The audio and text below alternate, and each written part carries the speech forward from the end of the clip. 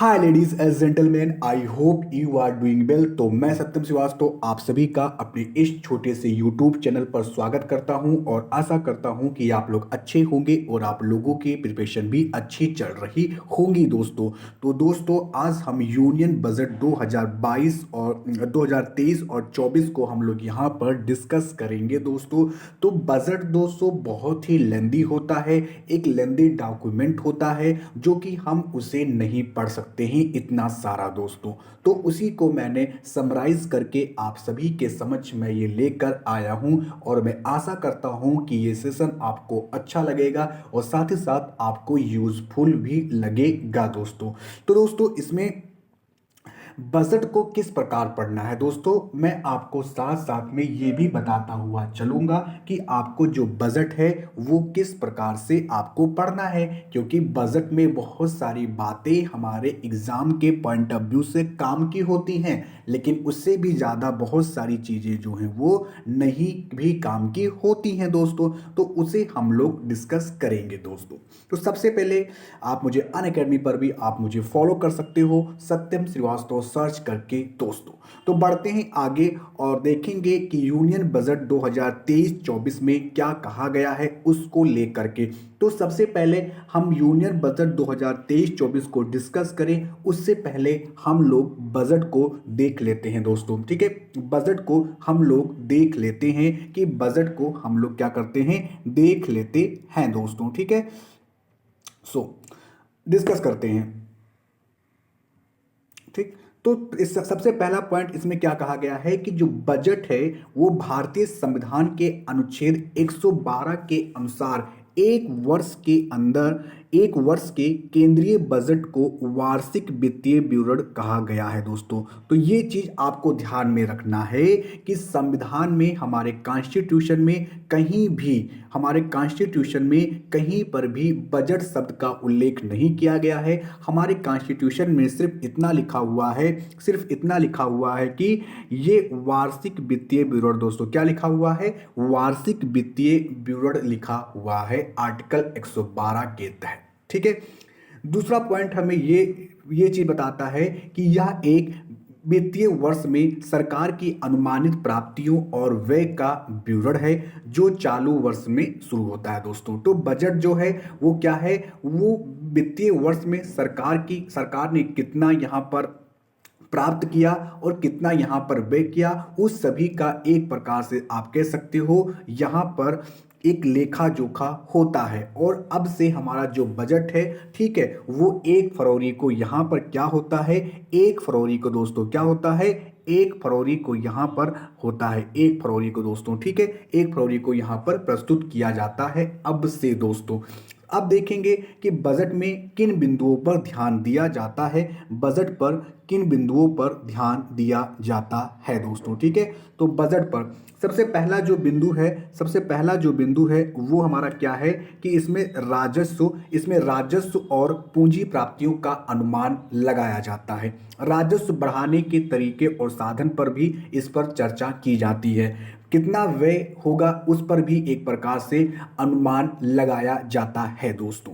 इसी के साथ साथ पिछले वित्तीय वर्ष की वास्तविक प्राप्ति और व्यय का विवरण भी होता है। साथ ही साथ आने वाले वर्ष और वित्तीय नीति अर्थात कि कौन सी नई परियोजनाएं होंगी, कौन सी योजनाएं होंगी, उनकी भी इस बजट में घोषणा की जाती है। जैसे कि आज भी बहुत सारी स्कीम्स यहाँ पर लॉन्च हुई है इस बजट में, जो कि हम आगे एक एक करके यहाँ पर देखेंगे दोस्तों। तो बजट ये था पूरा बेसिक, जो कि यहाँ से यूपीएससी ने कई बार बजट को लेकर भी क्वेश्चंस पूछे हैं। आर्टिकल 112 से क्वेश्चंस आए हुए हैं, अगर आप प्रीवियस ईयर को देखोगे तो उसी के अकॉर्डिंग मैं आप सभी को लेकर चल रहा हूं। यदि आपको ये सेशन अच्छा लग रहा है तो लाइक, शेयर और सब्सक्राइब करना बिल्कुल मत भूलिएगा दोस्तों। ये आपको, मैं चाहता तो बजट को आपको बस केवल एक ओवरव्यू दे देता, लेकिन ऐसे बजट से पढ़ने से क्या फायदा है। मैं आपके एग्जाम ओरिएंटेड बजट को लेकर के चल रहा हूं कि आप बजट के वो आपके एग्जाम में किस प्रकार आपको यूजफुल वो देगा। नेक्स्ट बात करते हैं, अब चलते हैं दोस्तों हमारे बजट को लेकर के। तो जो हमारा जो बजट का जो सेगमेंट है ये है, यहाँ पर आप देख रहे होंगे, यहाँ पर जो लेडी हैं वो हमारी वित्त मंत्री श्रीमती निर्मला सीतारमण जी हैं जो कि फाइनेंस मिनिस्टर हैं। तो बजट 2023 के हाइलाइट्स को देखते हैं। तो सबसे पहले यहाँ पर हम डिस्कस करेंगे क्या, ठीक है, सबसे पहले यहाँ पर डिस्कस करेंगे कि वित्तीय मंत्री जो वित्त मंत्री हैं निर्मला सीतारमण जी ने यहाँ पर क्या किया। बुधवार को अर्थात कि 1 फरवरी को, ठीक है, 1 फरवरी को यहाँ पर बजट को यहाँ पर पेश किया, केंद्रीय बजट 2023 को यहाँ पर पेश किया। साथ ही साथ उन्होंने बताया कि इस 2023-24 के बजट का जो उद्देश्य जो है वो वैश्विक परिप्रेक्ष्य में भारतीय अर्थव्यवस्था का समग्र विकास करना है। क्या करना है? भारतीय अर्थव्यवस्था का समग्र विकास करना है, ओवरऑल डेवलपमेंट करना है दोस्तों, ठीक है। तो ये थोड़ा सा आपको ध्यान में। इसी के साथ साथ उन्होंने कहा कि जो भारत की जो जीडीपी है वो 6 से 6.8% के बीच यहाँ पर रहने की उम्मीद है। साथ ही साथ जिससे यह दुनिया की सबसे तेजी से बढ़ती हुई अर्थव्यवस्था हमारी भारत की अब भी बनी हुई है। तो ये बजट हाइलाइट्स में उन्होंने अपने स्टेटमेंट में भी उन्होंने ये चीज कहा है दोस्तों, ठीक है। अब मैं थोड़ा सा आपको ये बता दूं कि प्राइम मिनिस्टर जी ने क्या कहा है, ठीक है। प्राइम मिनिस्टर जी ने यहाँ पर क्या कहा है, मैं थोड़ा सा आपको उसका भी ओवरव्यू यहाँ पर आपको दे दूं कि प्राइम मिनिस्टर जी ने यहाँ पर क्या कहा है। उन्होंने कहा कि अमृत काल का जो ये पहला बजट विकसित भारत के लिए सशक्त आधारशिला का निर्माण करेगा और यह गरीबों, मध्यम वर्ग और किसानों सहित एक महत्वाकांक्षी समाज के सपनों को पूरा करेंगे, ठीक है। तो ये यहाँ पर प्राइम मिनिस्टर का ये ऑफिशियल स्टेटमेंट था बजट के आने के बाद। नेक्स्ट चलते हैं। नेक्स्ट हमारा क्या है, अब चलते हैं दोस्तों बजट में क्या क्या चीजें, किन किन चीजों पर यहाँ पर चर्चा की गई है उसको थोड़ा सा हम लोग यहाँ पर देख लेते हैं बजट पर दोस्तों, ठीक है। सो एक एक करके यहाँ पर देखेंगे। तो सबसे पहला पॉइंट है कि प्रति व्यक्ति आय जो है, सॉरी गाइस, ठीक है, प्रति व्यक्ति जो आय है वो करीब 9 वर्षों में दोगुनी होकर 1.97 लाख करोड़ रुपए हो गई है। कितनी हो गई है? 1.97 लाख करोड़ रुपए हो गई है। भारतीय अर्थव्यवस्था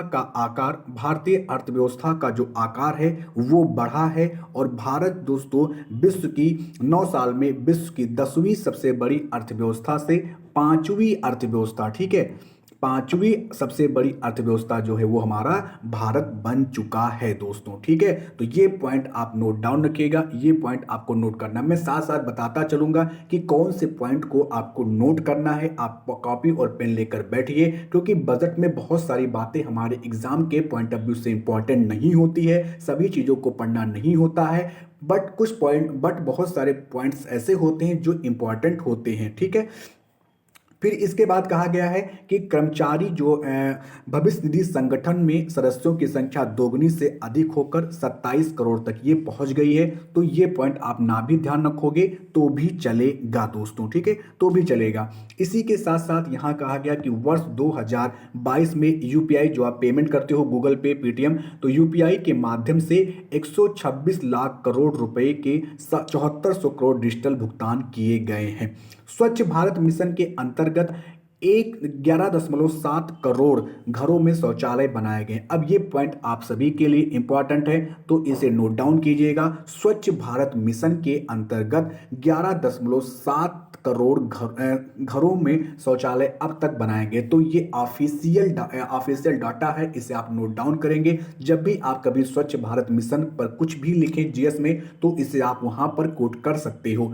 अब हमारी ये जिम्मेदारी बन जाती है कि स्वच्छ भारत मिशन आखिर है क्या, ये हम बेसिक क्लियर करेंगे क्योंकि यूपीएससी अगर क्वेश्चंस पूछेगा तो बेसिक से पूछेगा। इसमें न्यूज़ में है वो बेसिक से पूछता है दोस्तों, ठीक है। तो चलते हैं, मैंने आप सभी के लिए वो भी लेकर आया हुआ हूं तो चिंता करने की कोई बात नहीं है। स्वच्छ भारत मिशन दोस्तों, ये है हमारा स्वच्छ भारत मिशन। तो स्वच्छ भारत मिशन को 2 अक्टूबर 2014 को शुरू किया गया था गांधी जयंती के अवसर पर, ताकि इसका उद्देश्य क्या था? इसका उद्देश्य था कि ग्रामीण स्वच्छता कवरेज को यहाँ पर बढ़ाया जा सके तथा प्रत्येक घरों में शौचालयों का निर्माण किया जा सके तथा प्रत्येक गांव को ओडीएफ घोषित किया जा सके। ओडीएफ का मतलब था कि वहाँ पर मतलब कि शौच से मुक्त गांव को हम लोग ओडीएफ कहते थे, ठीक है। साथ ही साथ यहाँ पर यहाँ पर उन्हें मतलब कि उन्हें फाइनेंशियली सपोर्ट भी इसके लिए उन्हें यहाँ पर दिया जाता था। तो ये था हमारा स्वच्छ भारत मिशन, ठीक है, एक कदम स्वच्छता की ओर। तो ये आप यहाँ पर ध्यान में रख सकते हो सर एंड मैम। सो आगे बढ़ते हैं। नेक्स्ट हमारा क्या है? नेक्स्ट हमारा है हमारा जो आगे जो बजट में बात किया गया है, वो बात किया गया है उज्ज्वला योजना को लेकर के। किसके लिए बात किया गया है? उज्ज्वला योजना। तो उज्ज्वला योजना के तहत, ठीक है, उज्ज्वला योजना के तहत अब तक 9.6 करोड़ एलपीजी कनेक्शन दिए जा चुके हैं। लगभग 9.5 करोड़ एलपीजी कनेक्शन यहां पर अब तक दिए गए हैं। तो ये पॉइंट भी आपको ध्यान में रखना है कि उज्ज्वला योजना के तहत ये पॉइंट आपको नोट डाउन करना है। मैंने अब तक आपको 4 पॉइंट ऐसे बताए हैं जो आपको अपनी नोटबुक में नोट डाउन करना है। जैसे कि मैंने स्वच्छ भारत मिशन बताया, बजट के बारे में बेसिक बताया, वो आपको नोट डाउन करना है। इसके साथ ही साथ मैंने आपको क्या बताया? उज्ज्वला योजना दोस्तों, ठीक है। तो अब उज्ज्वला योजना क्या होता है उसे अभी हम लोग आगे डिस्कस करेंगे, मैंने रखा हुआ है आगे। फिर आगे बजट में कहा गया है कि 102 करोड़ लोगों को लक्षित करते हुए जो कोविड रोधी जो टीकाकरण आंकड़ा है वो 220 करोड़ पार हो गया है, ठीक है। तो अब जो टीकाकरण कार्यक्रम था वो 220 करोड़ लोगों तक ये यहाँ पर पहुंच चुका है, लक्ष्य को पूरा किया जा चुका है। साथ ही साथ 47.8 करोड़ प्रधानमंत्री जनधन खाते खोले गए हैं। तो जो जनधन खाते खोले गए थे आपको पता होगा, ठीक है। तो इसी के साथ नेक्स्ट पॉइंट कहा गया है कि प्रधानमंत्री सुरक्षा बीमा योजना और पीएम जीवन ज्योति बीमा योजना के अंतर्गत अब तक 44.6 करोड़ लोगों का बीमा कवरेज भी किया जा चुका है दोस्तों। मतलब कि अब यहाँ पर हमारे लिए ये इंपॉर्टेंट हो जाता है कि आखिर ये पीएम सुरक्षा बीमा योजना क्या है और पीएम जीवन ज्योति बीमा योजना क्या है। जैसा कि मैंने आपको बताया था, मैं आपको केवल बजट यहाँ पर केवल सरसरी निगाह से रटाऊंगा नहीं, बल्कि क्वेश्चन कैसे पूछे जाते हैं उसको भी मैं यहाँ पर बताऊंगा दोस्तों। तो इसी के साथ मैं यहाँ पर अगर मैं आपको बताऊं तो सबसे पहले यहाँ पर हम आपको यहाँ पर बात कर लेते हैं उज्ज्वला योजना के बारे में। थोड़ा सा हम लोग यहाँ पर बात करते हैं, ठीक है। उज्ज्वला योजना क्या था, ठीक है, उज्ज्वला योजना यहाँ पर क्या था? तो उज्ज्वला योजना तो जो ये इसे मई 2016 में शुरू किया गया था, मई 2016 में इसे शुरू किया गया था, ठीक है। मई 2016 में इसे शुरू किया गया और ये इसमें गरीब परिवारों को एलपीजी कनेक्शन प्रदान किए जाते हैं इस योजना के अंतर्गत, ठीक है। प्रधानमंत्री उज्ज्वला योजना, इसका उद्देश्य क्या था शुरू करने का? तो इसका जो मेन उद्देश्य ये था कि जो महिलाओं को सशक्त बनाना और उनके स्वास्थ्य की रक्षा करना। होता क्या था दोस्तों, जब महिलाएं चूल्हों पर या भट्टियों पर जब वो खाना बनाती थी तो उनमें से बहुत सारे कार्बन्स यहाँ पर CO2 गैसेस और हानिकारक गैसें निकलती थी जो उनके स्वास्थ्य के लिए हानिकारक होती थी। साथ ही साथ वहाँ के जो घर में जो बच्चे होते थे, वो छोटे बच्चे होते थे, उनमें स्वास्थ्य संबंधी गंभीर बीमारियां भी होती। तो इन सभी को बचाने के लिए यहाँ पर इस उज्ज्वला योजना को लाया गया था। इसमें आपको 1600 रुपए के फाइनेंशियली सपोर्ट के तौर पर भी यहाँ पर गैस कनेक्शन यहाँ पर दिए जाते हैं दोस्तों, ठीक है। तो प्रधानमंत्री उज्ज्वला योजना किससे रिलेटेड है? तो वो हमारे एलपीजी कनेक्शन से रिलेटेड है। ये आपको ध्यान में रखना है सर एंड मैम। नेक्स्ट अब यहाँ पर था, नेक्स्ट हमारा था, मैंने बताया ना, बेसिक क्लियर करते हुए चलेंगे। तो प्रधानमंत्री सुरक्षा बीमा योजना और पीएम जीवन ज्योति योजना के बारे में डिस्कस करेंगे। तो पहला जो डिस्कस करेंगे वो है हमारा प्रधानमंत्री सुरक्षा बीमा योजना के बारे में हम लोग डिस्कस करेंगे, प्रधानमंत्री सुरक्षा बीमा योजना के बारे में, ठीक है। तो इस योजना के अंतर्गत, इस योजना के तहत किसी दुर्घटना में मृत्यु या दिव्यांग, दोस्तों यहाँ पर विकलांग लिख गया टाइपिंग मिस्टेक, ठीक है। तो ये टाइपिंग है क्योंकि अब हम लोग विकलांग शब्द यूज नहीं करेंगे, हम लोग दिव्यांग शब्द यूज करेंगे, ठीक है। तो इस योजना के तहत किसी दुर्घटना में मृत्यु या दिव्यांग होने पर आपको भुगतान किया जाता है। ध्यान दें कि केवल दुर्घटना में हुई मृत्यु या दुर्घटना की वजह से हुई विकलांगता होने पर ही आपको भुगतान किया जाता है। प्राकृतिक मृत्यु के मामले में आपको कोई भुगतान नहीं किया जाएगा। तो ये पॉइंट आपको ध्यान में रखना है, क्वेश्चन ऐसे फंसा सकता है, ठीक है। इसके तहत होता क्या है कि आपको 2 लाख रुपए का दुर्घटना बीमा यहाँ पर मिलता है और प्रधानमंत्री सुरक्षा बीमा योजना के तहत 3 मामलों में में भुगतान किया जाता है। कौन कौन से वो 3 मामले हैं, जैसे कि अगर दुर्घटना में हुई मृत्यु तो 2 लाख रुपए दिए जाएंगे, दुर्घटना की वजह से हुई अस्थायी पूर्ण दिव्यांगता तो उसे 2 लाख रुपए दिए जाएंगे, और दुर्घटना की वजह से हुई अस्थायी आंशिक दिव्यांगता अगर है तो उसे 1 लाख रुपए दिए जाएंगे। अगर हाथ पैर टूट जाते हैं ऐसे तो 1 लाख रुपए इसमें दिए जाएंगे। तो ये था हमारा प्रधानमंत्री सुरक्षा बीमा योजना।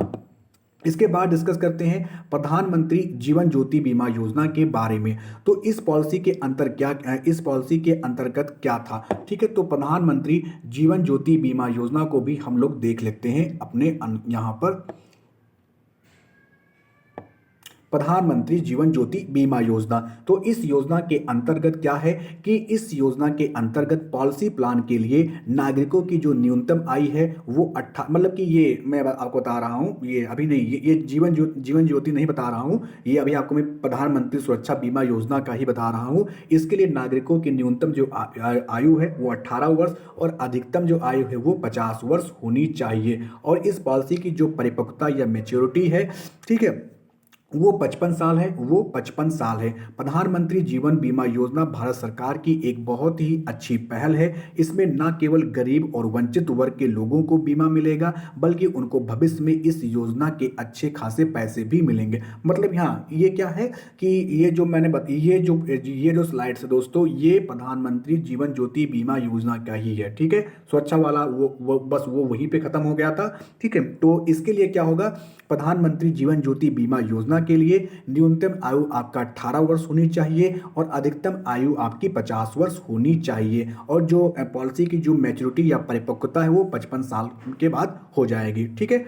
तो ये था इसके बारे में। और इस योजना के अंतर्गत क्या होगा कि 330 रुपये का यहाँ पर प्रीमियम जमा करना होगा, जो हर साल मई के महीने में ग्राहक के बचत खाते से ऑटो डेबिट किया जाएगा दोस्तों, ठीक है। तो ये आपको ध्यान में रखना है इसके बारे में। तो मैंने कहा था ना कि आपको मैं बेसिक क्लियर करते हुए चलूंगा, बेसिक क्लियर करते हुए मैं आपका चलूंगा यहाँ पे, ठीक है। फिर आगे यहाँ पर बजट में कहा गया है, हम फिर से अपने बजट के पॉइंट पर आ जाते हैं, ठीक है। तो बजट के पॉइंट पर आते हैं तो इसमें कहा गया कि प्रधानमंत्री जो पीएम किसान सम्मान निधि योजना है उसके तहत 11.4 करोड़ किसानों को 2.2 लाख करोड़ रुपए नगद का हस्तांतरण। मतलब कि जो पीएम किसान सम्मान निधि योजना है, जो आप सभी के घरों में आपने देखा होगा कि 2-2 हजार रुपए की किस्त जो आती है, ठीक है, वो प्रधानमंत्री किसान सम्मान निधि के तहत ही दिया जाता है दोस्तों, ठीक है। इसी के साथ साथ एक इंपॉर्टेंट चीज यहाँ पर बात की गई है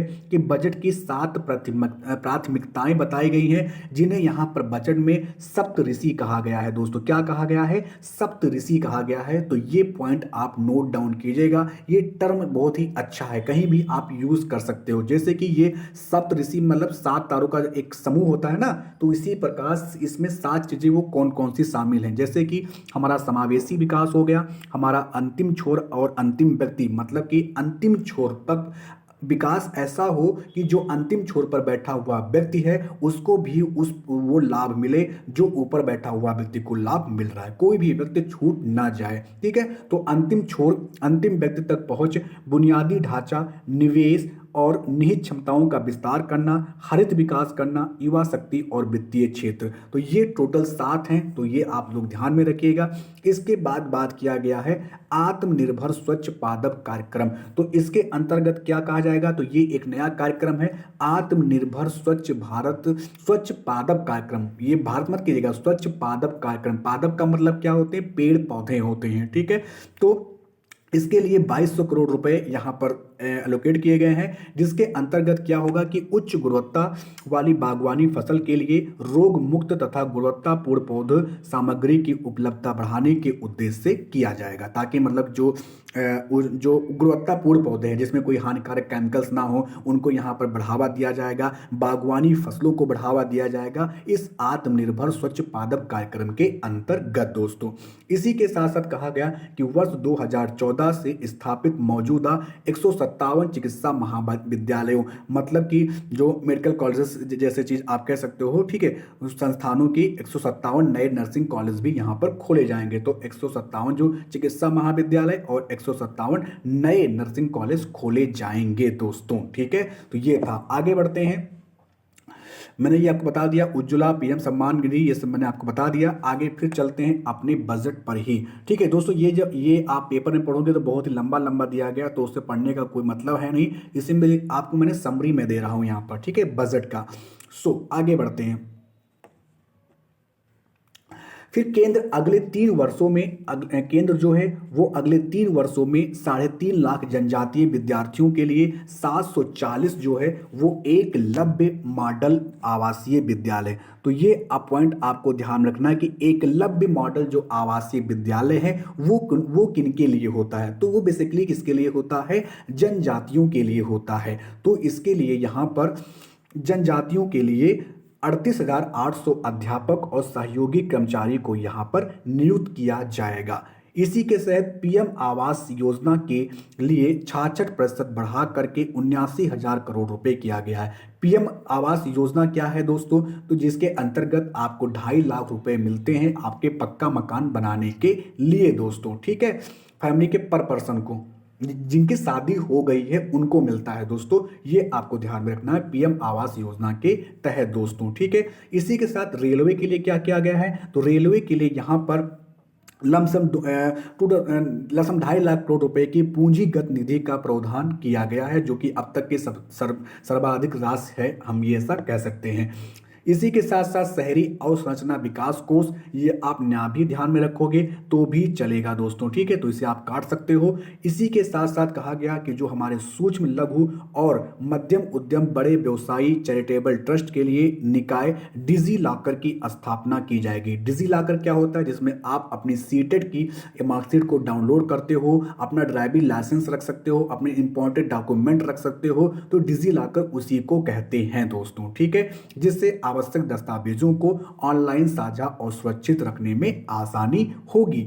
इसी के साथ 5G सेवाओं पर क्या बात की गई, तो 5G सेवाओं पर आधारित एप्लीकेशन विकसित करने के लिए 100 लैब्स स्थापित किए जाएंगे दोस्तों। ठीक है, तो 5G सेवाओं के बारे में आगे बढ़ते हैं। आगे हमारा क्या है दोस्तों, आगे है हमारा दोस्तों चक्रीय। ठीक है, क्या है हमारा, चक्रीय अर्थव्यवस्था। अब ये चक्रीय अर्थव्यवस्था क्या होता है, अभी मैं आपको आगे बताऊंगा कि चक्रीय अर्थव्यवस्था आखिरकार होता क्या है दोस्तों। चक्रीय अर्थव्यवस्था, तो चक्रीय अर्थव्यवस्था का उद्देश्य, चक्रीय अर्थव्यवस्था को बढ़ावा देने के उद्देश्य से कौन सा कार्यक्रम शुरू किया गया है, इंपॉर्टेंट है, नोट डाउन कीजिएगा दोस्तों सर एंड मैम। तो गोवर्धन, गोवर्धन का फुल फॉर्म क्या है, गैल्वनाइजिंग, ठीक है, galvanising organic bio agro resources धन, ठीक है, नामक योजना के तहत यहाँ पर 10,000 करोड़ रुपए के निवेश के साथ 500 नए अपशिष्ट आमदनी संयंत्र स्थापित किए जाएंगे, ताकि प्राकृतिक और बायोगैस का विपणन कर रहे सभी संगठनों के लिए 5% का कंप्रेस्ड बायोगैस अधिशेष भी लिया जाएगा। मतलब कि जो ये गोवर्धन जो है, इसके अंतर्गत हम लोग प्राकृतिक और बायोगैस को बढ़ावा देने की बात की गई है, galvanising organic bio agro resources धन नामक इस योजना के तहत दोस्तों। सरकार क्या करेगी, अगले 3 वर्षों में 1 करोड़ किसानों को प्राकृतिक खेती अपनाने के लिए प्रोत्साहित करेगी। अब दोस्तों प्राकृतिक खेती क्या होती है वो भी आप जान लीजिए। प्राकृतिक खेती अर्थात कि नेचुरल फार्मिंग, अर्थात कि जिनमें कीटनाशकों का बिल्कुल भी प्रयोग नहीं किया जाता है, अपने वही परंपरागत उपकरण जैसे कि किसी भी कीटनाशक का प्रयोग नहीं किया जाता है, शुद्ध और ऑर्गेनिक तरीके से खेती की जाती है, तो उसे कहते हैं प्राकृतिक खेती की जाती है। ठीक है, इसके लिए ठीक है, तो ये थोड़ा सा आपको ध्यान में रखना पड़ेगा।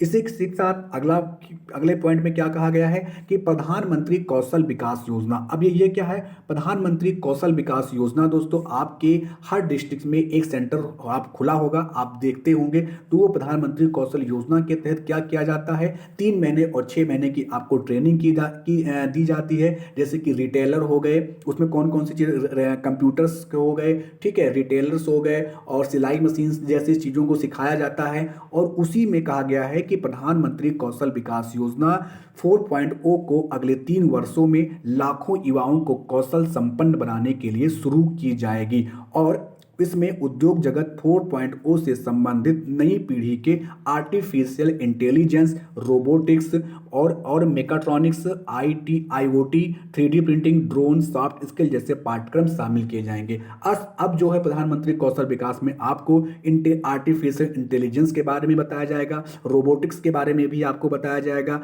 ठीक है, 3D प्रिंटिंग और ड्रोन, सॉफ्ट स्किल जैसे कार्यक्रम आपको वहां पर सिखाए जाएंगे सर एंड मैम, ठीक है। सो आगे बढ़ते हैं। अब दोस्तों मैंने कहा था चक्रीय अर्थव्यवस्था क्या होता है, चक्रीय अर्थव्यवस्था क्या होता है, चक्रीय अर्थव्यवस्था। तो दोस्तों चक्रीय अर्थव्यवस्था के बारे में अगर बात करें तो चक्रीय अर्थव्यवस्था है, चक्रीय अर्थव्यवस्था सर्कुलर इकोनॉमी उत्पादन और उपभोग का एक मॉडल है जिसमें मौजूदा सामग्रियों और उत्पादों को जहां तक संभव हो साझा करना, पट्टे पर देना और पुनः उपयोग करना, जीर्णोद्धार करना और नवीकरण करना और पुनर्चक्रण करना शामिल होता है दोस्तों, ठीक है।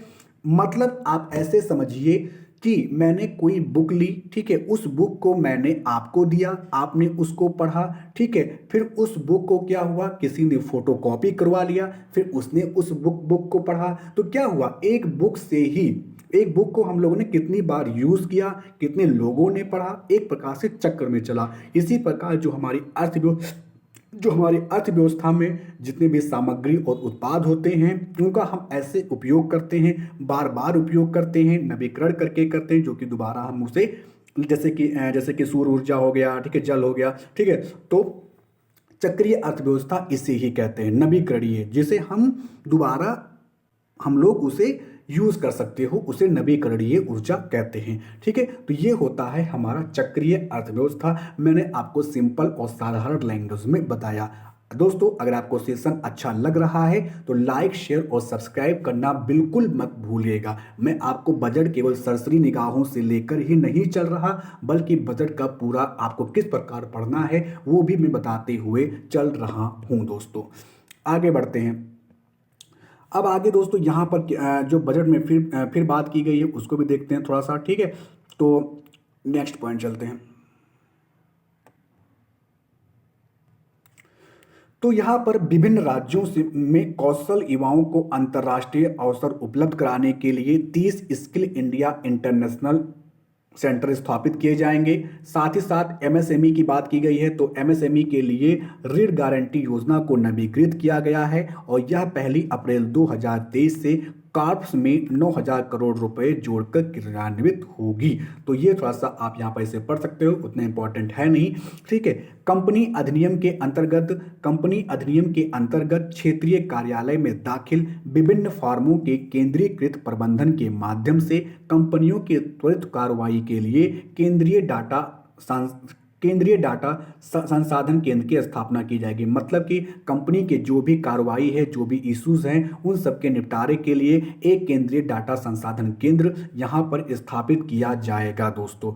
इसी के साथ साथ वरिष्ठ नागरिक बचत खाता योजना में अधिकतम जमा की जो सीमा है वो 15 लाख रुपए से बढ़कर 30 लाख रुपए हो जाएगी, ठीक है। अब दोस्तों नेक्स्ट पॉइंट कहा गया, ये पॉइंट आपके इंपॉर्टेंट है कि जो लक्षित जो राजकोषीय घाटा है वो 2025-26 तक 4.5% अर्थात कि 4.5% से नीचे रहने का अनुमान है।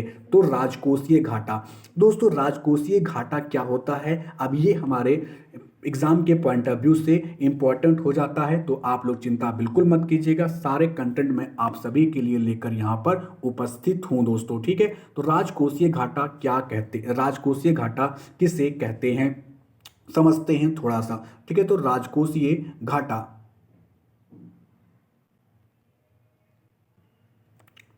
तो सरकार की कुल आय और व्यय में अंतर को राजकोषीय घाटा कहा जाता है। अर्थात कि सरकार की कुल आय, कितनी आय है और सरकार ने कितना व्यय किया है, उसके अंतर को हम लोग कहते हैं राजकोषीय घाटा कहते हैं। आपको मैं ऐसे समझाऊं कि राजकोषीय घाटा, मैं आपको थोड़ा सा ऐसे करके समझा रहा हूं, ठीक है। राजकोषीय घाटा मतलब कि यहाँ पर मान लीजिए जो हमारी गवर्नमेंट है, ठीक है, जो हमारी गवर्नमेंट ने क्या किया कि गवर्नमेंट ने जो यहाँ पर आय किया, अर्थात कि जो आय मतलब मान लीजिए गवर्नमेंट को फायदा यहाँ पर आय हुआ 100 रुपये का, मान लीजिए आप हो, ठीक है, यहाँ पर 100 रुपये का गवर्नमेंट को फायदा हुआ। लेकिन दोस्तों कहीं से मान लीजिए मान लीजिए वो यूएसए से कोई चीज़ एक आईफोन मंगाता है इंडिया, मतलब ये मैं आपको एक सिंपल में बता रहा हूँ, ठीक है। मान लीजिए आप यूएसए से एक आईफोन मंगाते हैं या फिर दुबई से 100 रुपये का मंगाते हैं, ठीक है। लेकिन यहाँ से, ठीक है, और जो हम हैं यहाँ से यानी कि इंडिया से, इंडिया मान लीजिए 1 लाख करोड़ रुपए के कोई गुड्स या सर्विसेज मंगाता है यहाँ पर, लेकिन भारत जो है वो निर्यात कितना कर रहा है, व्यय कितना कर रहा है दोस्तों, वो 2000 करोड़ रुपए को यहाँ पर व्यय कर रहा है। 2000 करोड़ रुपए, यानी कि सामान मंगाया, मतलब कि आय कितनी हुई 1000 रुपए, मतलब 1 लाख करोड़ रुपए, लेकिन खर्चा कितना है 2 लाख करोड़ रुपए। वही आमदनी रुपया, ये कैसा है, आमदनी ऐसे कुछ करके है, ठीक है, खर्चा रुपया करके है। तो आमदनी तो सरकार की है 1 लाख करोड़ रुपए, लेकिन जो खर्चा है वो 2 लाख करोड़ रुपए है, ठीक है। जो खर्चा है वो 2 लाख करोड़ रुपए है। तो जो ये 1 लाख और 2 करोड़ रुपए के बीच का जो अंतर है, उसे ही हम लोग क्या कहते हैं, राजस्व घाटा कहते हैं, ठीक है। मतलब कि 100 रुपए मैंने कमाया, उसमें से मैंने 120 रुपए मैंने क्या कर दिया, खर्च कर दिया, तो जो 20 रुपए जो हुआ वो हमारा क्या हो गया, वो हमारा राजकोषीय घाटा हो गया। सिंपल वे में आप इसे ऐसे समझ सकते हो दोस्तों। अब इससे सिंपल में आपको समझा भी नहीं सकता हूं। सो आगे बढ़ते हैं। आगे क्या कहा गया, आगे है, अब दोस्तों फिर से हम लोग बजट के आ गए। अब है दोस्तों ये एक पॉइंट है जो कि आपको इम्पॉर्टेंट और नोट डाउन करना है, क्योंकि एक नया पॉइंट मिला हुआ है। तो भारत को श्री अन्न के लिए दोस्तों, क्या है, श्री अन्न के लिए, भारत को श्री अन्न के लिए वैश्विक केंद्र बनाने के उद्देश्य से हैदराबाद के भारतीय मोटा अनाज अनुसंधान संस्थान को उत्कृष्टता केंद्र के रूप में बढ़ावा दिया जाएगा, जिससे यह संस्थान श्रेष्ठ कार्यप्रणालियों, अनुसंधान और प्रौद्योगिकी को अंतर्राष्ट्रीय स्तर पर साझा कर सके। तो ये श्री अन्न योजना क्या है वो भी मैं आपको बता दूंगा कि श्री अन्न योजना क्या है। उससे पहले आपको ये ध्यान में रखना है कि भारतीय मोटा अनाज अनुसंधान संस्थान कहाँ पर है दोस्तों, तो वो हमारा कहाँ पर है, वो हमारा है हैदराबाद में स्थित है। कहाँ पर स्थित है, हैदराबाद में स्थित है दोस्तों, हैदराबाद में स्थित है।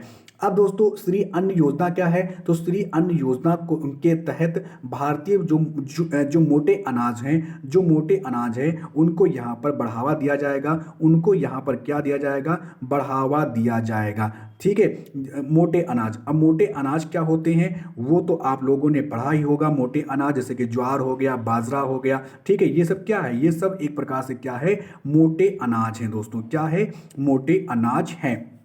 तो श्री अन्न यानी कि मोटा अनाज पूरी दुनिया में छाने लगा है और भारत जल्द ही श्री अन्न का वैश्विक केंद्र बनेगा दोस्तों, ठीक है। संसद में आम बजट पेश करते हुए वित्त मंत्री जी ने भी कहा कि मोटे अनाज, जिसे हम लोग इंग्लिश में क्या कहते हैं, मिलेट्स कहते हैं दोस्तों, तो मिलेट्स को लोकप्रिय बनाने में भारत सबसे आगे है। इसकी खपत से क्या होगा कि पोषण, खाद्य सुरक्षा और किसानों के कल्याण को प्रोत्साहन मिलेगा, क्योंकि मोटा अनाज जब हम खाएंगे तो हमारे शरीर में क्या, न्यूट्रिशन की कमी नहीं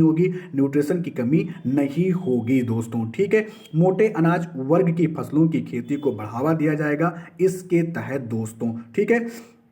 तो ये था इसके बारे में। तो थोड़ा सा आप श्री अन्न योजना को, आप जब आप यूपीएससी ऐसे क्वेश्चन पूछेगा कि श्री अन्न योजना या श्री अन्न किससे संबंधित है, फिर उसमें से ऑप्शन दे दिया जाएगा, खेती के लिए या फिर मोटा अनाज के लिए, ऐसे 2-4 ऑप्शन दे दिया जाएगा। तो हमारा जो ऑप्शन सही होगा वो मोटा अनाज के लिए श्री अन्न योजना ये हमारी सरकार ने शुरू किया है दोस्तों। इसके बाद आगे बात करते हैं। तो कृषि ऋण के लक्ष्य को पशुपालन, डेयरी और मत्स्य उद्योग को ध्यान में रखते हुए 20 लाख करोड़ रुपए तक इसके लिए आवंटित किए गए हैं। नेक्स्ट पॉइंट भी हमारा इंपॉर्टेंट हो जाता है, वो क्या है, पीएम मत्स्य संपदा योजना। अब ये क्या है दोस्तों, पीएम मत्स्य संपदा योजना, ये पुरानी योजना है। इसके तहत क्या होता है, मछली पालन को यहां पर बढ़ावा दिया जाता है, मत्स्य उद्योग को यहां पर बढ़ावा दिया जाता है। तो इस नई योजना को 6000 करोड़ रुपए के साथ इसमें निवेश किया जाएगा, जिसका उद्देश्य मछली पालकों, मत्स्य विक्रेताओं और सूक्ष्म तथा लघु उद्योगों का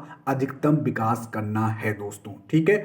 स्टार्टअप्स की बात की गई है तो वो भी आप देख सकते हो। इसी के साथ साथ यहाँ पर आगे बढ़ते हैं। ये उतना इंपॉर्टेंट, सरकार ने यहाँ पर प्राथमिक कृषि ऋण के कंप्यूटरीकरण, ये सब आप पढ़ सकते हो, उतना इंपॉर्टेंट है नहीं, ठीक है, आपके एग्जाम के पॉइंट ऑफ व्यू से। मैं आपका कुछ छोड़ूंगा नहीं, ठीक है, मैं आपका कुछ छोड़ूंगा नहीं, और जो इंपॉर्टेंट पॉइंट नहीं है वो मैं आपको बताता हुआ चलूंगा, जिसको आपको उसको पढ़ने की कोई भी आवश्यकता आपको नहीं है।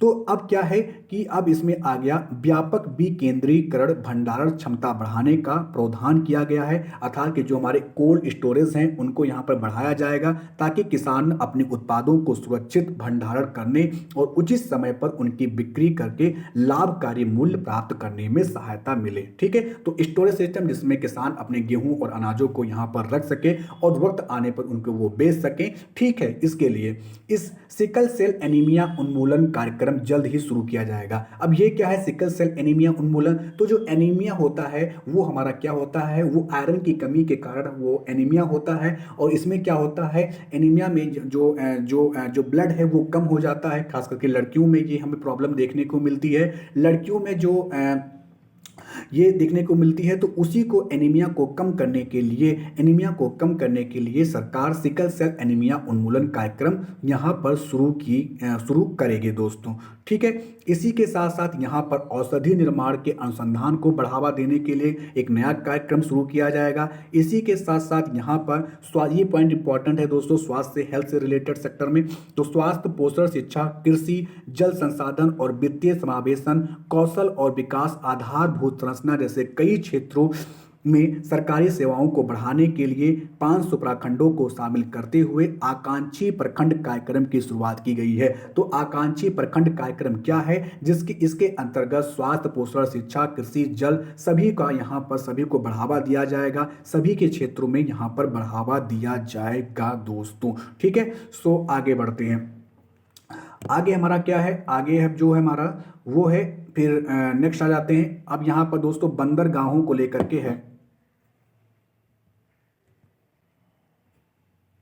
ठीक है, बंदरगाहों के लिए, ठीक है, तो बंदरगाहों के लिए क्या कहा गया है, तो बंदरगाहों के लिए है कि बंदरगाहों, कोयला, इस्पात, उर्वरक, खाद्यान्न क्षेत्रों, इसको बढ़ावा देने के लिए ये इतने पैसे करोड़। तो आप ये पैसे आप नहीं ना भी ध्यान, पैसे वैसे आपको ध्यान में नहीं रखने हैं कि 75 हजार करोड़ रुपए यहाँ पर दिए गए हैं, 15,000 करोड़ रुपए एलोकेट किए गए हैं, ये आपके ध्यान में नहीं, ये डाटा आपको याद भी नहीं रहेंगे और याद करने की कोई जरूरत भी आपको नहीं है दोस्तों। ठीक है, इसी के साथ साथ यहाँ पर क्या कहा है, अब शिक्षा के बारे में क्या बात की गई है, इंपॉर्टेंट है। एजुकेशन सेक्टर के बारे में बजट में क्या चर्चा की गई है, ये हमारा इंपॉर्टेंट हो जाता है सर एंड मैम। तो शिक्षकों के प्रशिक्षण के लिए सर्वोत्कृष्ट संस्थान के रूप में जिला शिक्षा एवं शिक्षण प्रशिक्षण संस्थान, अर्थात जिसे हम लोग डाइट कहते हैं, वो स्थापित किए जाएंगे दोस्तों। यहाँ यहीं से मैंने भी अपना जो डीएलएड है वो मैंने कंप्लीट किया था 2 ईयर का। ठीक है, इसी के साथ साथ भूगोल, भाषा सहित कई क्षेत्रों में उत्कृष्ट पुस्तकों की उपलब्धता बढ़ाने के लिए एक राष्ट्रीय डिजिटल बाल किशोर पुस्तकालय की स्थापना की जाएगी। क्या? राष्ट्रीय डिजिटल बाल एवं किशोर पुस्तकालय, जिसमें भूगोल और भाषा सहित कई अच्छी बुक्स यहाँ पर आपको देखने के लिए मिलेंगी। लेकिन क्या ये दोस्तों, अब मैं यहाँ पर थोड़ा सा काउंटर करना चाहूंगा गवर्नमेंट को भी, ठीक है, कि हम लोग बजट में तो बहुत अच्छी बातें कह देते हैं, जैसे कि राष्ट्रीय डिजिटल बाल किशोर पुस्तकालय हो गया। ठीक है, क्या ये सारी चीजें गांव तक पहुंच पाती हैं? क्या ये चीज़ें उन बच्चों को मिल पाती है जो दिल्ली जैसे या फिर मुंबई जैसे महानगरों में वो नहीं पहुंच पाते हैं? ठीक है, ये सारी चीज़ें अगर आप वहाँ पे दे रहे हो तो यहाँ का बच्चा वहाँ तक वो पहुँच ही नहीं पाएगा। ठीक है, उसको शुरू से आप देखते होंगे कि शिक्षा के बारे में बहुत सारी बातें होती हैं, लेकिन जब हम अपने गाँव में जाते हैं, जब हम अपने कस्बों में जाते हैं, तो विद्यालय जो हमें 5 साल पहले देखने को मिल रहे थे उसी ढर्रे पे आज भी चल रहा है। ठीक है, प्राइमरी स्कूल के बच्चे आज भी नीचे बैठ खाना खाते हैं और 5 साल पहले भी नीचे बैठकर ही खाना खाते थे। ठीक है, कोई सड़क पर खा रहा है तो कोई सड़क के उस पार खा रहा है थाली लेकर। तो इन सारी चीजों को बदलना चाहिए। ठीक है, हम बात कर रहे हैं ना, न्यू इंडिया की बात कर रहे हैं, तो न्यू इंडिया हमारा ऐसा नहीं होना चाहिए कि कोई बच्चा सड़क पर थाली लिए हुए खा रहा है, कोई बच्चा स्कूल के अंदर मतलब कि सड़क के उस पार खा रहा है, छितर बितर होकर खाना खा रहा है। ठीक है, उनको प्रॉपर एक बेंच, एक प्रॉपर कैंटीन उनके लिए भी उपलब्ध होना चाहिए, ताकि उनके अंदर वो गुण उपलब्ध हो सके शुरू से, स्टार्टिंग से ही दोस्तों। ठीक है, तो ये थोड़ा सा हम लोग साथ साथ में काउंटर करते हुए भी चलेंगे। इसी के साथ साथ यहाँ पर दोस्तों एक नई स्कीम शुरू की गई है। वो क्या है? वो है भद्र योजना है। ठीक है, भद्र योजना क्या है? तो सतत लघु सिंचाई उपलब्ध कराने और पेयजल के लिए टंकियों को भरने के लिए भद्र परियोजना यहाँ पर शुरू की जाएगी। ठीक है, भद्र योजना शुरू की जाएगी दोस्तों। ठीक है, तो ये भी थोड़ा सा आपको ध्यान में रखना है। ठीक है, तो आगे बढ़ते हैं, आगे बढ़ते हैं। आगे क्या है हमारा? हाँ, आगे है, फिर है हमारा ये सब पॉइंट इतना इंपॉर्टेंट आपका है नहीं, आपको ध्यान में नहीं भी रखना है। ठीक है, सो हाँ, साथ ही एक पॉइंट यहाँ पर ये भी आप कह सकते हो कि सेप्टिक टैंकों और नालों से मानव द्वारा गाद निकालने या सफाई का काम पूरी तरह से मशीन युक्त बनाने के लिए शहरों को तैयार किया जाएगा। अब दोस्तों यहाँ भी हमें ये देखना है कि अगर हम सारी चीज़ों को मशीनों या फिर रोबोट के माध्यम से करवाना की कोशिश करेंगे तो जो रोजगार है वो कहीं ना कहीं नीचे भी जा सकता है। ठीक है, क्योंकि पहले क्या था कि सफाई, मान लीजिए कि एक नाले की मतलब मान लीजिए एक गांव की सफाई करनी है, नाले की सफाई करनी है, तो उसमें क्या था, उसमें कम से कम 5 से 10 लोग काम करते थे। ठीक है, वर्कर्स होते थे, वो काम करते थे। लेकिन जब हम एक मशीन से कर देंगे तो वो फटाफट मुश्किल से 1 घंटे में पूरा गांव साफ करके अपना वो कर देगा। तो कहीं ना कहीं मानवीय रोजगार भी कहीं ना कहीं वो यहाँ पर खत्म होगा इससे। ठीक है, तो थोड़ा सा हमें ये भी देखना पड़ेगा। इसी के साथ साथ यहाँ पर क्या, यहाँ पर और सारी चीज़ें जो हैं वो की गई है। ठीक है, तो ये आप पढ़ सकते हो, उतना ज़्यादा ये चीज़ यहाँ पर इंपॉर्टेंट है नहीं, आप पढ़ लेना। ठीक है, ये आपको मैं PDF दे दूंगा और आप यहाँ से इसको पढ़ लेना दोस्तों। ठीक है, सो आगे बढ़ते हैं। इसमें कुछ पॉइंट इंपॉर्टेंट है वो भी हम देखेंगे। ठीक है, तो हाँ चलिए, सो बढ़ते हैं। स्टार्टअप्स की बात की गई है, तो स्टार्टअप्स और शिक्षाविदों द्वारा नवाचार और अनुसंधान शुरू करने के लिए राष्ट्रीय डाटा शासन नीति भी लाई जाएगी। ठीक है, बहुत समय से इसकी मांग हो रही है। ठीक है, सो इसी के साथ साथ डिजी लॉकर को मैंने आपको बता दिया। ठीक, क्या है, तो ये सारी चीज़ें मैंने आपको बता दिया। हाँ, एक बात की गई है कि न्याय के प्रशासन में दक्षता लाने के लिए 7,000 करोड़ रुपए के परिव्यय से ई न्यायालय परियोजना का चरण 3 शुरू किया जाएगा। तो ई न्यायालय क्या होते हैं? ई न्यायालय का मतलब होता है कि आप कहीं भी दुनिया के कोने में कहीं भी रहो, आप अपनी, अगर आपका कोई मामला कोर्ट में चल रहा है तो आप कहीं से भी अपने मामले की सुनवाई यहाँ पर करवा सकते हो। आपको वहाँ पर जाने की जरूरत भी नहीं पड़ेगी। ठीक है, आप घर बैठे ही अपने मामले की सुनवाई में पार्टिसिपेट कर सकते हो दोस्तों। ठीक है, तो ये थोड़ा सा हमें ध्यान में रखना पड़ेगा। ई न्यायालय इसे ही कहते हैं। नेक्स्ट हमारा है राष्ट्रीय हरित हाइड्रोजन मिशन दोस्तों। ठीक है, राष्ट्रीय हरित ये बोर्ड दोस्तों बहुत इंपॉर्टेंट है, आपके इन्वायरमेंट के लिए भी इंपॉर्टेंट है, आपके इन्वायरमेंट के लिए भी इंपॉर्टेंट है दोस्तों। ठीक है, तो इसमें क्या है दोस्तों, तो राष्ट्रीय हरित, ठीक है,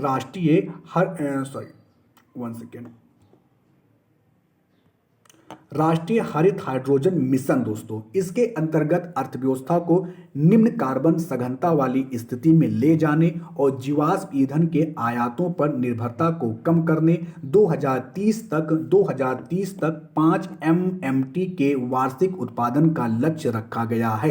अर्थात हम जीवाश्म ईंधन को, अर्थात कोयला, जैसे कोयला पेट्रोलियम को हम लोग कम करेंगे। ठीक है, कम करेंगे और राष्ट्रीय हरित हाइड्रोजन को यहाँ पर बढ़ावा दिया जाएगा दोस्तों। ठीक है, तो यहाँ पर जिसे हम लोग क्या कहेंगे, ग्रीन ग्रोथ दोस्तों। क्या कहेंगे? Green growth. एक नया टर्म बजट में आया है, ग्रीन ग्रोथ दोस्तों। ग्रीन ग्रोथ जब भी हम कहेंगे, ग्रीन ग्रोथ जब भी हम कहेंगे, ग्रीन ग्रोथ, ठीक है, ग्रीन ग्रोथ जब भी हम कहेंगे, ग्रीन ग्रोथ जब भी हम कहेंगे, वो हमारा किससे होगा?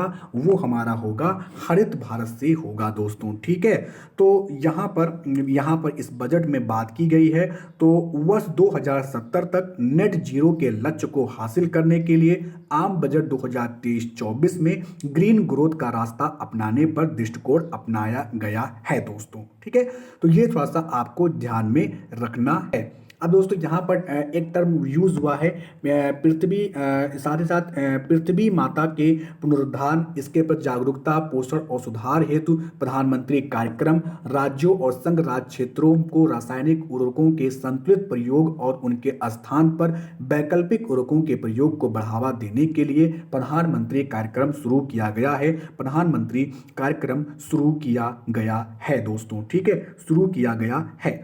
सो अगर अब बात करें आगे, तो मनरेगा की बात की गई है, तो मनरेगा के बारे में आप यहाँ पर पढ़ सकते हो, ठीक है। प्रधानमंत्री जो रोजगार गारंटी योजना है उसके बारे में यहाँ पर बात की गई है, तो इससे आप खुद पढ़िएगा। अब आगे बढ़ते हैं। सबसे इंपॉर्टेंट पॉइंट मैं आपको डिस्कस कर दूं कि आखिर राष्ट्रीय हरित हाइड्रोजन मिशन क्या है, ठीक है। तो बेसिक यहाँ पर बेसिक कवर कर लेते हैं, तो बेसिक कवर करते हैं दोस्तों, ठीक है।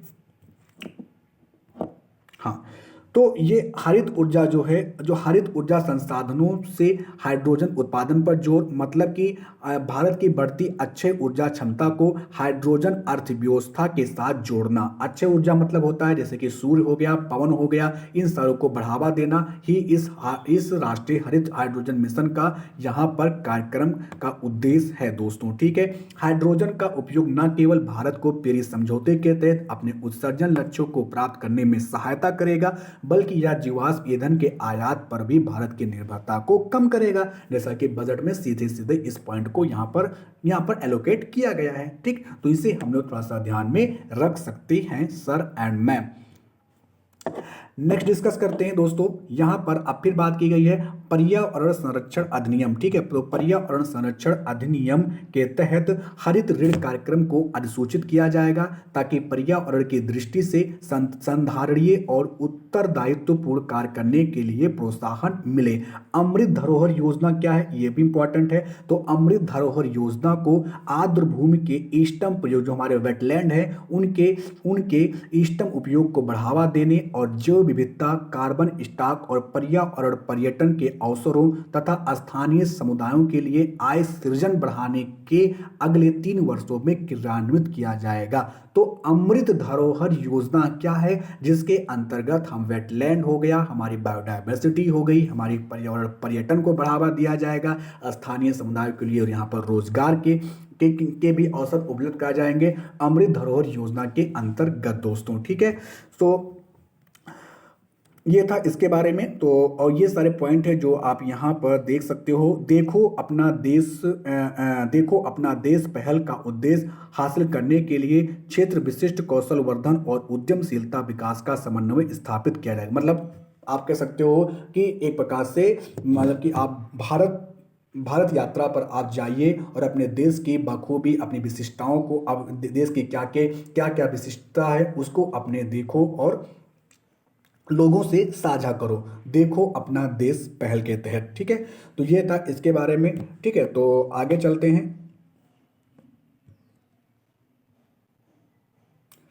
अब दोस्तों एक इंपॉर्टेंट पॉइंट है, वो भी आपको ध्यान में रखना है कि वाइब्रेंट, ठीक है, वाइब्रेंट विजल प्रोग्राम क्या है। तो वाइब्रेंट विजल प्रोग्राम के अंतर्गत सीमावर्ती गांव में पर्यटन की बुनियादी ढांचाओं का विकास किया जाएगा और पर्यटन सुविधाएं प्रदान की जाएगी दोस्तों, ठीक है। तो ये पॉइंट आपको ध्यान में रखना है कि यहाँ पर सीमावर्ती जो गांव है उनमें पर्यटन को यहाँ पर बढ़ावा दिया जाएगा वाइब्रेंट विलेज प्रोग्राम के अंतर्गत। इसी के साथ साथ बात की गई है जीआई टैग की। तो राज्यों के उनके स्वयं के ओडीओपी, एक जिला और एक उत्पाद, ठीक है, एक जिला और एक उत्पाद,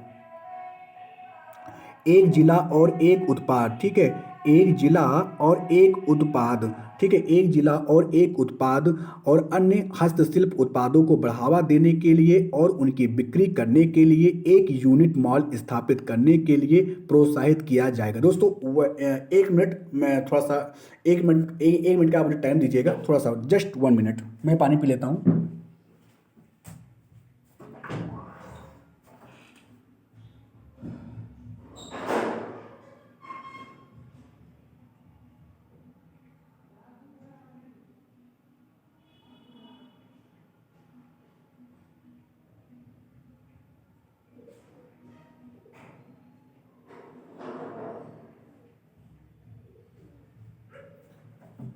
तो दोस्तों आगे बढ़ते हैं यहाँ पर। तो मैं बात कर रहा था कि एक जिला एक उत्पाद और जीआई टैग के बारे में। तो दोस्तों जीआई टैग होता क्या है? जीआई टैग दोस्तों क्या होता है कि किसी भी राज्य की एक विशिष्ट वस्तु, जैसे कि एक किसी भी राज्य की एक विशिष्ट वस्तु को क्या होता है कि एक एक प्रकार से टैग दिया जाता है। जैसे कि हमारा जो लीची है जो कि बिहार के मुजफ्फरपुर की है, उसको जीआई टैग दिया गया है। तो वो लीची अन्य किसी राज्यों में उस तरह की लीची नहीं पाई जाती है। उस पे उसके अंदर एक विशेष क्वालिटी है जो केवल वहीं पाई जाती है, तो इसीलिए उसे जीआई टैग दिया जाता है, जियोग्राफिकल इंडिकेशन दिया जाता है। जो पहला जो जीआई टैग दिया गया था वो हमारे दार्जिलिंग टी को दिया गया था। तो ये भी आपको नोट डाउन करना है दोस्तों, ठीक है। तो वित्तीय सहायक सूचना ये आप लोग इम्पॉर्टेंट उतना है नहीं, आप पढ़ सकते हो, ठीक है। तो ये सारी चीज़ें थी, तो इससे आप ना भी पढ़ोगे तो भी चलेगा। जो इम्पॉर्टेंट है वो मैं आपको बताता हुआ चल रहा हूँ और उस पर मैं डिस्कशन भी अच्छे से कर रहा हूँ ताकि आपको कोई चीज़ की यहाँ पर दिक्कत ना हो दोस्तों, ठीक है। ये यहाँ पर कुछ बात की गई है, मतलब कि आरबीआई से भी मतलब कि जो जो एकल खिड़की जो प्रणाली है, मतलब कि कोई भी इश्यू, मतलब कि अगर आप कोई कंपनी खोल रहे हो तो उसके लिए मतलब कि एक संस्था से दूसरे संस्था में भागने के लाइसेंस लेने के लिए इन सारे ताम झाम में ना पड़ने के लिए ही एकल खिड़की आईटी प्रणाली की स्थापना की जाएगी, ताकि एक क्लिक पर आपके सारे जो डॉक्यूमेंट है वो आपके अप्रूव हो जाएं, रेडी हो जाएं, आपको यहाँ से वहाँ भागने की कोई ज़रूरत ना पड़े दोस्तों, ठीक है। तो आगे बढ़ते हैं। अब यहाँ पर दोस्तों बैंक व्यवस्था में सुधार के बारे में भी बात की गई है, तो थोड़ा सा इसके बारे में देखेंगे कि क्या बात की गई है। बैंक व्यवस्था में सुधार लाने के लिए और निवेशक संरक्षण बढ़ाने के लिए बैंकिंग विनियमन अधिनियम, बैंकिंग कंपनी अधिनियम और भारतीय रिजर्व बैंक अधिनियम में कुछ संशोधनों का प्रस्ताव किया गया है दोस्तों, ठीक है। तो जब ये संशोधन आ जाएंगे तो हम लोग उसको भी डिस्कस कर लेंगे। डिजिटल निरंतरता समाधान ढूंढने वाले देशों के लिए GIFT IFSC में उनके डाटा दूतावासों की स्थापना सुगम की जाएगी दोस्तों, ठीक है। तो ये आप यहाँ पढ़ सकते हो, ये आप खुद से पढ़िएगा, उतना इंपॉर्टेंट है नहीं, ठीक है, डाटा है केवल। तो हाँ, अब ये आज़ादी का अमृत महोत्सव के बारे में कुछ बातें की गई हैं, तो उसको भी थोड़ा सा डिस्कस करते हैं। आज़ादी का अमृत महोत्सव के उपलक्ष्य में एक एकल नई लघु बचत योजना महिला सम्मान बचत प्रमाण पत्र शुरू किया जाएगा, जिसमें महिलाओं या बालिकाओं के नाम पर आंशिक आहरण विकल्प के साथ 2 वर्ष की अवधि के लिए 7.5% की नियत ब्याज दर पर 2 लाख रुपए तक की जमा सुविधा का प्रस्ताव दिया जाएगा, ठीक है। तो ये था इसके बारे में। तो राजकोषीय घाटा मैंने आपको बता ही दिया है, ठीक है, राजकोषीय घाटा मैंने आपको बता ही दिया है, तो इसे आप लोग देखिएगा। आगे बढ़ते हैं। नई कर व्यवस्था के बारे में बात की गई है, तो नई कर व्यवस्था के बारे में बात की गई है, ठीक है। तो ये जो भी सर्विस सेक्टर वाले मतलब जो भी जो हो आप लोग वो आप लोग देख लीजिएगा। मोबाइल फोन्स हो गए, टीवी हो गए, ठीक है, कैमरास हो गए और साइकिल हो गया, इलेक्ट्रिक व्हीकल हो गया, ये सब आपके सस्ते हुए हैं। बाकी जो सोना चांदी है ये सब आपका क्या हुआ है, वो सब आपका क्या हुआ है, महंगा हुआ है दोस्तों। तो वो आपके एग्जाम के पॉइंट ऑफ व्यू से इंपॉर्टेंट नहीं है, आप तो वैसे सस्ती निगाह से उसे देख लीजिएगा, ठीक है। मोबाइल फोन्स मैंने आपको बता दिया, इलेक्ट्रॉनिक जो व्हीकल्स है वो भी यहाँ पर सस्ते होंगे, ठीक है, यहाँ पर सस्ते होंगे। तो ये था इसके बारे में, और आगे बढ़ते हैं। ये सब सारी चीज़ें आपको खुद से पढ़ना है, ठीक है, ये सब आपको खुद से पढ़ना है, ठीक है। तो चलते हैं और आगे बढ़ते हैं। तो दोस्तों मैंने अपने जो सारा का सारा जो बजट है वो पूरा मैंने समरी किया है इसका, और ये समरी मैंने PIB से लिया था, प्रेस इंफॉर्मेशन ब्यूरो से मैंने लिया था, जो कि एक एथेंटिक कह सकते हो कि डाटा है, तो मैंने वहाँ से इसको लिया था। तो दोस्तों ये था हमारा यूनियन बजट दोस्तों 2023 और 24 का यूनियन बजट दोस्तों, ठीक है। तो इसका PDF आपको मेरे टेलीग्राम ग्रुप पर मिल जाएगा, मैं अभी कुछ देर के बाद इसको वहाँ पर अपलोड कर दूंगा। तो दोस्तों यदि आपको ये सेशन अच्छा लगा दोस्तों तो लाइक, शेयर और सब्सक्राइब करना बिल्कुल मत भूलेगा। बहुत ही मेहनत से मैंने आपको समझाया है, तो अपना प्यार और सपोर्ट जरूर बनाइएगा इस चैनल को दोस्तों। तो मिलते हैं अपने नेक्स्ट वीडियो के साथ, तब तक के लिए bye bye, see you and धन्यवाद।